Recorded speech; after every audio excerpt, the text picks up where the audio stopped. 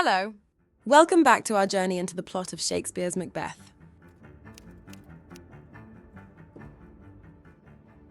In this lesson, we will discuss and summarise Act 2, Scenes 3 to 4. We will then consider the porter's comic ramblings, which highlight the theme of hell within the play. Then, we'll look at Macbeth's desire for control, and finally, we'll turn to Macduff's growing rebellion. Let's begin.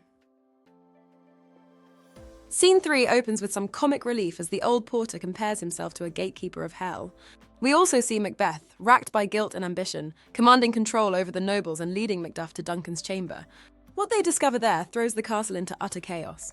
Macbeth admits to killing the king's guards to avenge King Duncan, imagining this will diffuse suspicion, but only ends up raising it.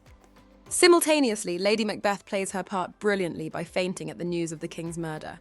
To further complicate matters, Duncan's sons, Malcolm and Donalbain, fearing for their own lives, decide to flee for England and Ireland. Scene 4 opens with Ross and an older man outside the castle. They discuss recent bizarre occurrences like an unnatural storm and animal behaviours that seem to signify the aftermath of Duncan's murder and the eerie atmosphere enveloping Scotland. Macbeth's dubious ascension to the throne is then announced. Malcolm and Donalbain, because of their hasty departure, become primary suspects in the murder of King Duncan. However, Macduff's absence from Macbeth's coronation reveals his doubt and points to the possibility of his rebellion. Now, let's dissect these events further. The porter's humorous ramblings about being the gatekeeper to hell immediately follow the tense and dramatic scene of Duncan's murder. This brief moment of humour lightens the mood, but it also reflects the main plot's themes of hell, specifically the personal hell that Macbeth and Lady Macbeth will face, and the struggle between wanting something and dealing with the consequences of getting it. Macbeth also becomes progressively controlling. His decision to take charge following Duncan's murder and his authority over the nobles shows his growing ambition for power and control. Yet his missteps, such as the hasty murder of the guards, reveal his anxiety and raise potential suspicion, especially from Macduff. Macduff's suspicion towards Macbeth begins to surface following King Duncan's murder. He is among the first to express implicit doubts about the circumstances surrounding the murder and Macbeth's rapid ascension to the throne.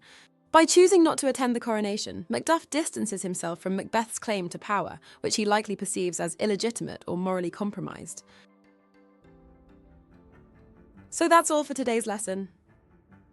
These scenes transitioned from comic relief to a tense unravelling of events, as Macbeth's guilt and ambition lead to the discovery of Duncan's murder, sparking chaos, suspicion, and the eventual rise of Macbeth to the throne, all while the supernatural and political tensions in Scotland intensify. We then examined how the porter's dark humour briefly lightens the tension after Duncan's murder, while also echoing the themes of hell and the consequences of Macbeth and Lady Macbeth's ambitions. We then trace Macbeth's increase in desire for control, contrasting with his anxious and hasty murder of King Duncan's guards. Finally, we saw Macduff's doubt and growing suspicion of the circumstances of King Duncan's murder and Macbeth's rapid ascension to the throne. See you in our next lesson, where we will examine Act 3. Watch the rest of the GCSE English Literature course at Sophos Education.